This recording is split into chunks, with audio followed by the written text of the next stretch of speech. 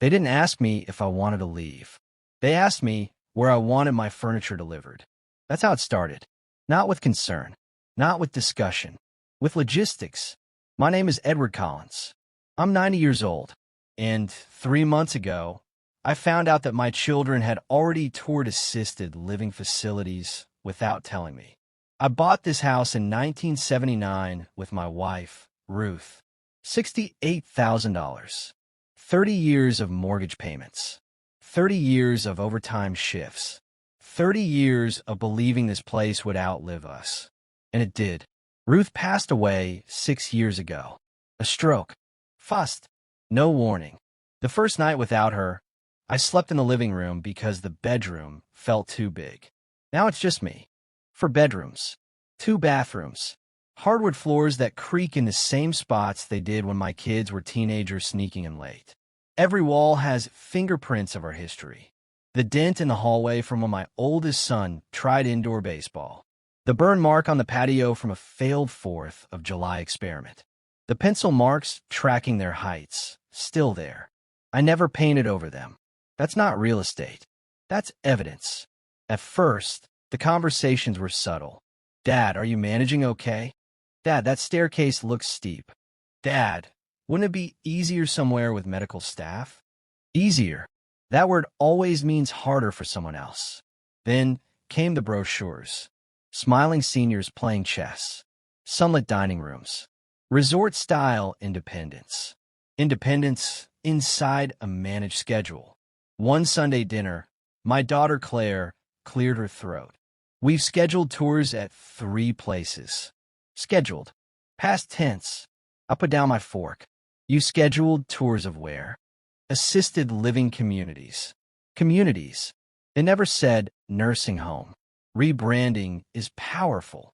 But here's where everything changed. 2 weeks later, I woke up thirsty around midnight. As I walked toward the kitchen, I heard voices in the den. My son's. Low. Serious. He can't stay here forever, Daniel said.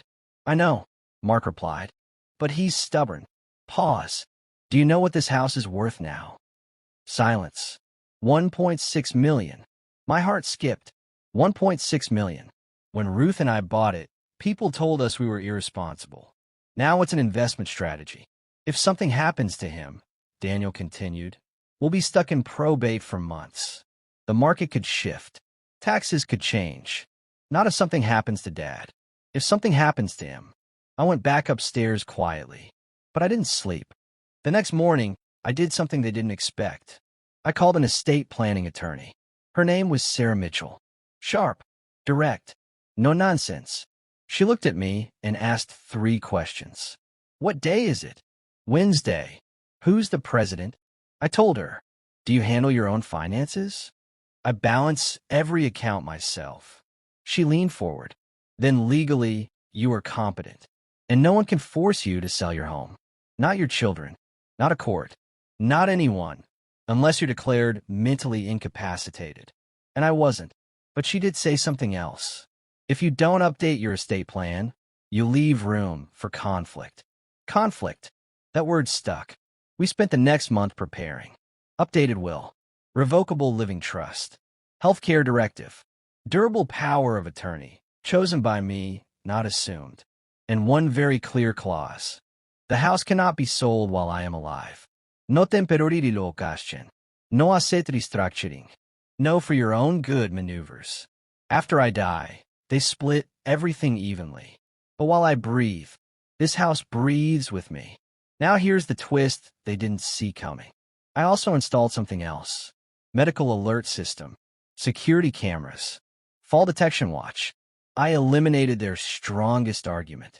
Safety. Because I realized something. Sometimes concern is real. Sometimes concern is convenience. I needed to remove the confusion. Sunday dinner. Podruast. Ruth's recipe.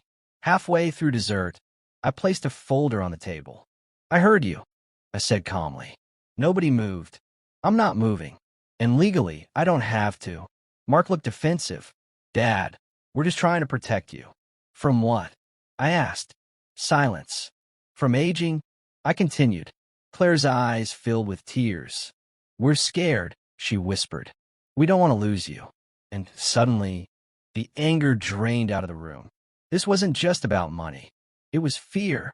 Fear of midnight phone calls. Fear of guilt. Fear of responsibility. But fear does not override dignity. I looked at them. "I've already lost the love of my life," I said quietly. "I will not lose my home while I'm still alive." 3 months have passed.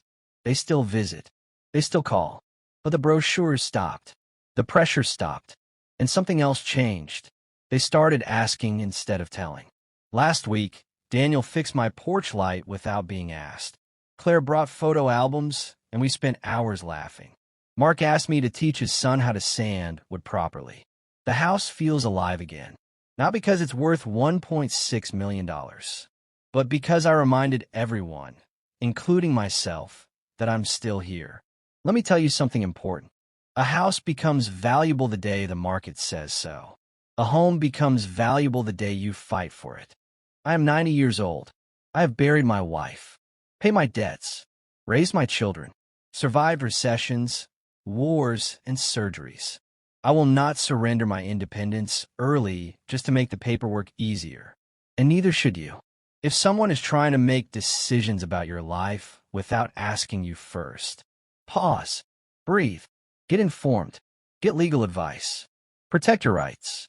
Because aging does not erase authority. And as long as you are mentally competent, your home is still yours. They can inherit my house when I'm gone, but they don't get to inherit my life while I'm still living it.